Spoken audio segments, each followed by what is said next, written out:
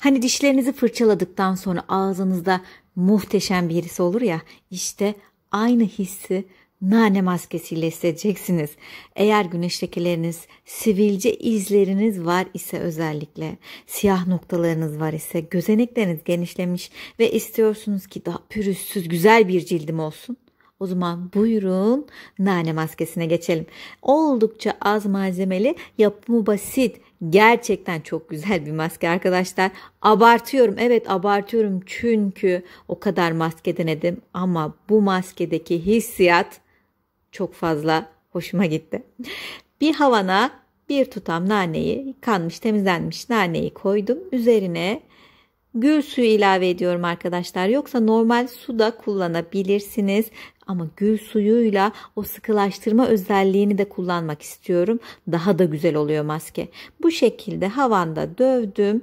Ezdim nane yapraklarını, ayrı bir kabın içerisine aldım. Sadece bunu da sürebilirsiniz. Ama biz gerekli nemi de verelim aynı zamanda. Bir tatlı kaşığı dolusu yoğurt kullanıyorum. Yoğurtla da aynı ölçüde kil kullanıyorum. Yeşil kil kullanacağım. Bir tatlı kaşığı dolusu da yeşil kil ilave ettim ve karıştırıyorum. Ne kullandım? Nane yaprakları, gül suyu, yoğurt ve kil. Yani ben cildimi hem temizleyeceğim, fazla yağ atacağım. Özellikle cildiniz yağlı ise bu maske çok çok iyi gelecek.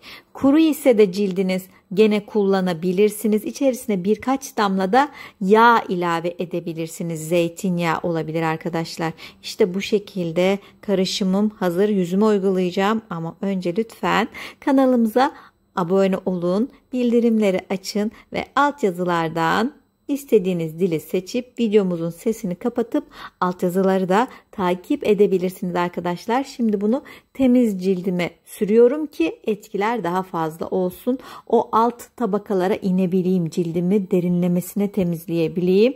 Göz altlarım da dahil olmak üzere boyun, dekolte, alın, tüm yüzüme maskeyi sürüyorum. Sürüm de o kadar güzel ki krem kıvamında oluyor maske. Hem uygulaması hem hazırlaması kolay, güzel, sonucu da harika olan bir maske arkadaşlar. Cildimizde fazla yağ var.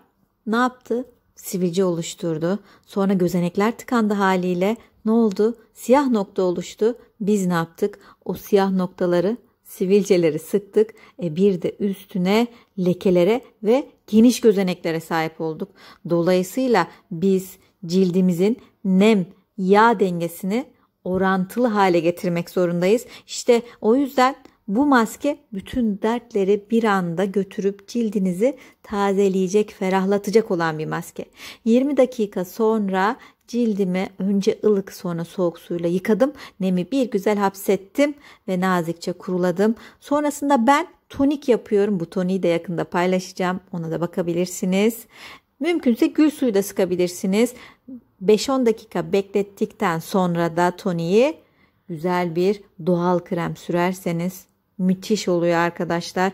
Abartıyorum gerçekten ben bu maskeyi. O kadar memnun olmasam abartmayacağımı da biliyorsunuz. Cildinizi gençleştirecek, kendinizi çok daha taze hissettirecek olan bu nane kremini paylaştım arkadaşlar. Umarım siz de abarttığım kadar güzel sonuçlar elde edersiniz. Kendinize çok iyi bakın. Haftada 2 kere bu maskeyi yapmayı ihmal etmeyin. Hoşçakalın. Hello my dear friends, it's me again. I hope that you do this mint mask as soon as possible because it's really effective. Take care, goodbye. Espero que les guste el video. Gracias por mirar, mis queridos amigos. Merci d'avoir regardé, mes chers amis.